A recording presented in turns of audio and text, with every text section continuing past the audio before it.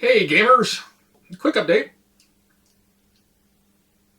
I already had Wonderlands War. I got the retail edition. And they did a Kickstarter for the expansion, Shards of Madness.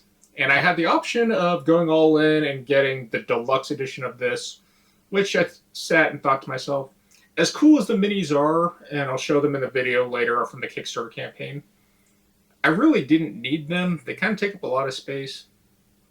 So instead, I paid for the promo cards for the Kickstarter, the upgraded player boards. I believe these are chips. And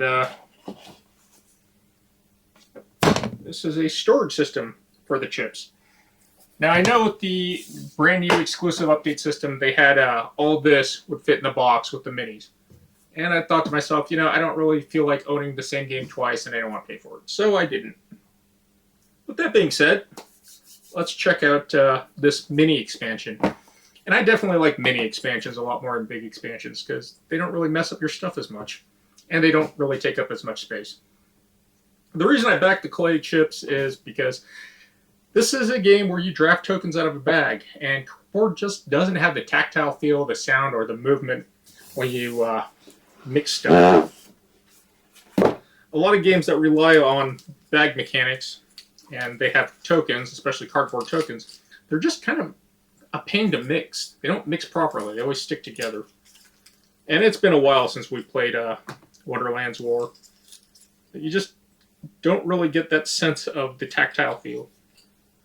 So that's why I really got the chips. Originally I wasn't, but then I thought about it.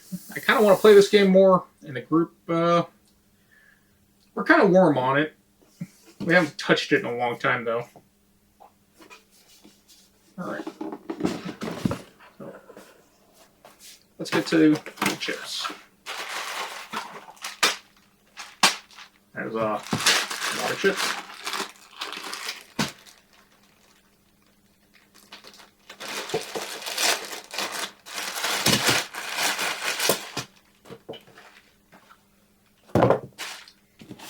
I should have wrote that out. Alright, let's compare the cardboard to the new stuff. So those are the faction chips specifically. These are the pulled from the bag to add to your army chips. What's the thing? Doing inventory on this many things is going to be a pain. So you can see that's it's a lot thicker. So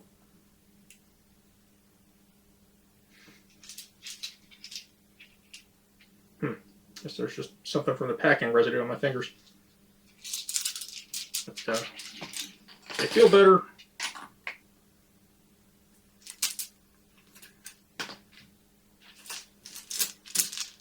They sound better.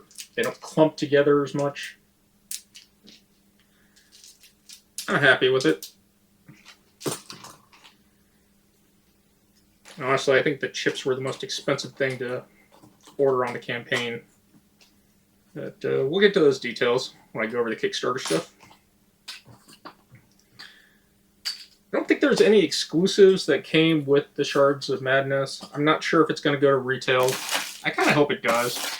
Because this game had a really fascinating premises of the Alice in Wonderland with worker placement and a race around the Mad Hatter's Tea Party. If you're actually interested in seeing a gameplay, maybe I'll do a live play this week. So that's all the faction stuff I keep separated. That's all the stuff that's going to go in the big box. It's actually a really nice box, too. And it's magnetized. We have the layout for all the tokens. And it's made by Game Trace, which is always nice because Game Trace does actually make really good inserts. A little pricey. So one-piece insert. Got some interesting art here. It's not too shabby.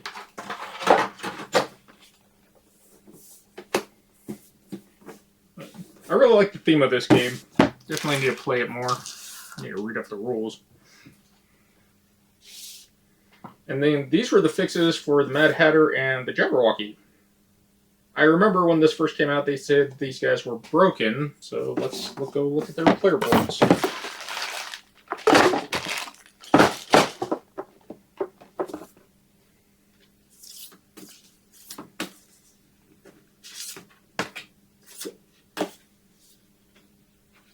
There it is. All right.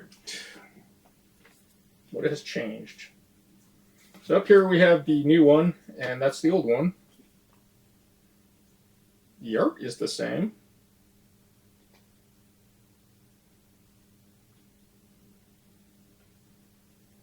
Did the abilities change?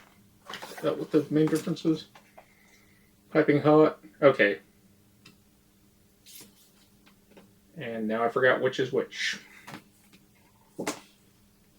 They feel the same, so I can't tell. And there's no marking to actually say. Oh well. So Piping Hot got changed. How Refreshing got changed. Always Tea Time got changed. And Unbirthday Present. Well, that's the same. Leadership Strength Board matching is the same. Icons are all the same. They're all threes. Shard, that, sword. Yeah, those are all the same. And there's a slight coloring difference. I believe this is the new one, actually.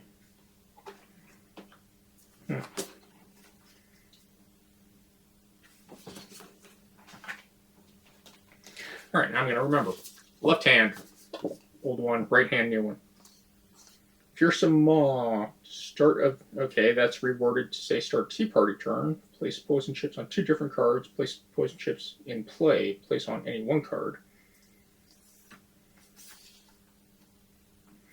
So it looks like they nerfed them a bit. Maximum Foe. Need played. Call chips gain +2 strength instead of 1.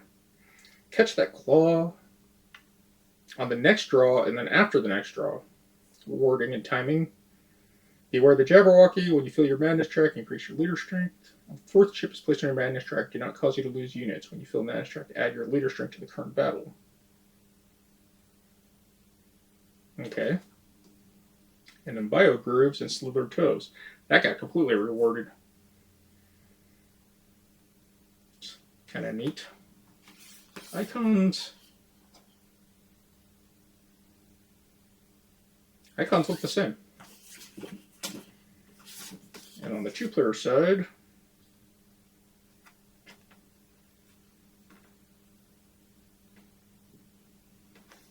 yeah, they just changed some abilities. But the Jabberwocky looked like it got nerfed really bad. That's welcome. Because I remember the Jabberwocky being OP and the Mad Hatter being OP. So now we have the Shards of Menace, little mini expansion.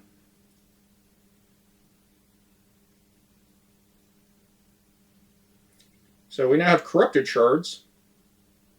There's 24 Wonderland cards, 12 Tea and Crumpet cards, 10 Quest cards, 1 Starting Battle Marker card, 1 Corrupted Forge card, 8 Crystalline, and 10 Shard tokens.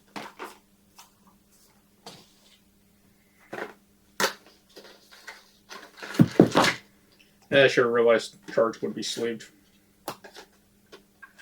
Or cards would be in plastic. That is actually a really cool system right here. Glad they put this in. Most people just throw everything in a box and it gets crushed. For you. Oh. Instructions. Component listing. Very, very small instructions. Which is still even better because when games add lots of expansions, they usually go overboard on instructions.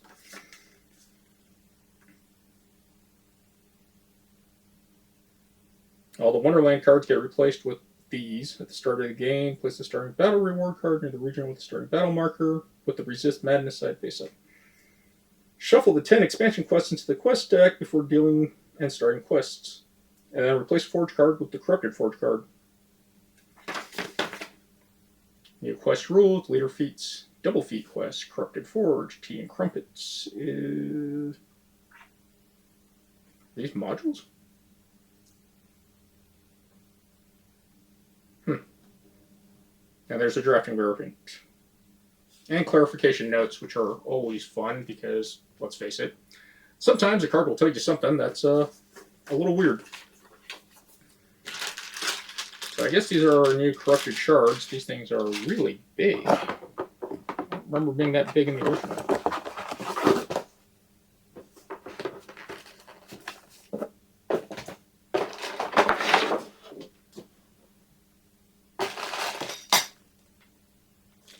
Yeah, they're way bigger. Yeah, it's been so long. I forgot I even made this little chip insert back in the day when I was learning how to use my laser cutter. Look at the amateurness of how badly burnt everything is. Man, my skills have gotten way better. Okay.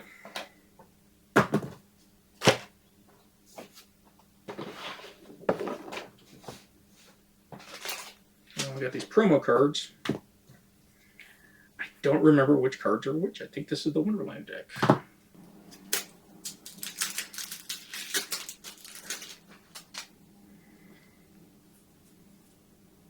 Alright, here are quest cards. Add from tip or toe, feet versus 3 VP, and a battle with the strength of 3, 4, 9, or 10 in your leader's region. Endgame. 4 more Tea Party cards with a shard die.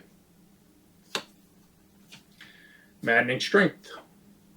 Feat 3 VP. At the end of the battle, your final active chip is a faction or artifact chip in your leader's region. And endgame objective for another 3 VP is 5 or more leader strength. Curiouser and Curiouser.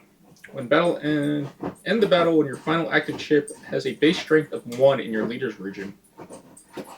And your endgame objective is to have all faction abilities unlocked. Are you digging a hole in China, Ava? Alright, we have Search for Sanity. End a battle on a forge symbol in your leader's region. Endgame objective, discard 7 shard icons or on Tea Party cards. That sounds rough. Look out for Lunacy. End a battle with exactly 2 or 6 active chips in your leader's region. Endgame objective, discard 7 shards. Yeah, that seems pretty rough. Now, there's some other quests that are kind of weird. The Octopus Garden. End a battle with your final active chip as base strength of 1 in a pool of tears. Or end a battle with strength 3, 4, 9, or 10 in the Meadow of Living Flowers. Underwater Castle. End a battle on a steel forge symbol in the Red Keep. End a battle with your final active chip in a faction or artifact chip in the Pool of Tears. Forced Fastness. End a battle with exactly 2 or 6 active chips in the Tuggly Woods. End a battle with your final active chip has a base strength of 1 in the Red Keep. Weird and Wild. End a battle with a strength of 3, 4, 9, or 10 in the Wizard End. And end a battle on a forge symbol in Tuggly Woods.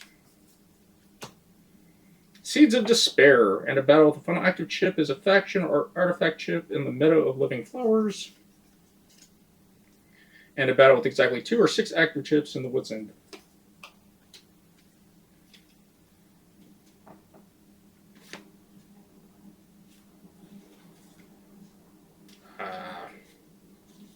I'm not sure how these cards work anymore. Because this way is face up on the right, and this way is face up. Weird. Yeah, definitely going to have to reread the rules and play this game again. I do remember that these were like special characters that could help you, though.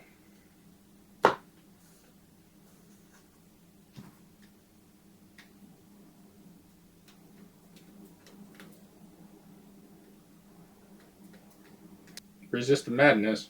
I think this is the starting battle reward card. Strangely, I don't see any markings on the new cards. I did just notice this, though. The promo cards actually say promo in the corner. So, promo Duchess. At the start of battle, choose another player. Gain 1 strength each time they lose units in the Duchess's region. March Hare. At the start of battle, gain 1 strength for each Wonderlandian and leader in the March Hare's region. Unicorn. At the end of battle, return 1 of each active ship you have with a different border color into your bag instead of exhausting them. That's pretty strong. White Rabbit. If you're the first player to stop in a battle with White Rabbit, gain 5 strength. Well, that's pretty good too. And the Griffin. At the end of the battle, if you don't have the greatest strength, you may move the Griffin to a region where you have the least 1 unit. That's handy. Alright. Well, now it comes to my normal fun of I'm going to sleeve everything. So, be back in a bit. Alright, welcome back. It took longer than expected. And it wasn't the card slaving, which usually takes all my time. I did the anal retentive thing and had to double check all my tokens. Made sure I got the proper amount. Because there's gaps. But they're there. It's the right amount. I was just surprised, but first I thought that, why are there gaps when they got the finger grooves cut out? So I got paranoid and I double checked. This does mess up some of my normal playstyle, since I usually just throw all the faction tokens into whatever bag, as you saw earlier with the Queen, and all their stuff, so I could just give a bag to a player and they get whoever. It's neat, and it fits. It is the same dimensions. If it didn't have this recessed lip over the side, this probably could actually fit in the core box. I'm kind of disappointed about it, but it is what it is, and I'm not too annoyed by it. This is a really nice organizer, and it's definitely going to make the game a lot easier to grab what you need. So, that's the main reason I built that really crappy organizer that you saw earlier. Con, this takes up a lot of space. So that's my usual thing. I like to put and see what I can get everything to fit. So I still have my bags. I still left the character standee, their point score tokens, their shard thingy, and their wager cards. They're still in the bags. Of course, should just throw all these guys in the bags too. I'm gonna have to figure out which player board's what. So that's a later thing for me to remove. I left the cardboard insert because it actually helps pack down. So I had to mix all my Wonderlandian cards and my unit cards into one stack. That is all the expansion stuff. This is expansion stuff with reference cards. The quests, I just threw in with the regular stuff because I'm not sure if they need to be separated. I got to read the rules fully. Standees. The weird power thingy. And of course, all our crystal crack. Yeah. I'm surprised they didn't give you any more Tea Party cards, but I guess that's fine. The decks are decent sized, and the game isn't super long as I recall, since it's just a weird, wacky race. That's what I got for Wonderlands War Shards of Madness expansion. Not a lot to it. Hopefully the game changes up the dynamics a little bit more. Last time we played this, I enjoyed it, but everyone was kind of on the fence about it. And I think it's just because we had the Mad Hatter out, and that ruined a lot of stuff. I knew there was an insert to read the rules for the newest updates, but we don't play that way. We play as the game is made to actually see how the game works. Beta testing games, I think, is... it's bad on the friggin' digital world, so why is it they're doing it to board games? I don't know. I don't like being a beta tester. I'm pretty sure most people don't like being a beta tester, especially after components are printed. It's one thing if it's a grammar error or a minor typo. It's another thing when you have to completely change a rule or a mechanic. That definitely tells you that not enough time was given to game development. Wonderlands War, I think, is okay. There's just some broken combos, kind of like Scythe, where, the Russians and whatever it was super broken. If they played smart. If they didn't understand how that worked, it wasn't really that big of a deal. But that's the same with any game. But that has been the Shards of Madness, the expansion for Wonderlands War and Wonderlands War. I will probably do a live playthrough of it sometime. But if you like what I do, please subscribe to the channel. If you get any comments or you want to know more, or if you want to encourage me to force the group to play the game, let me know in the comments. I hate doing the YouTube thing about asking you guys to subscribe, but I know that's a thing that gets pushed all the time by YouTube. So please, if you really do want to support the channel, subscribe. Also doing the 2024 giveaway now. Updated it, threw a bunch of stuff in the prize pool. You don't have to subscribe, just got to leave a comment, but it helps get those numbers. Other than that, take care and GG's.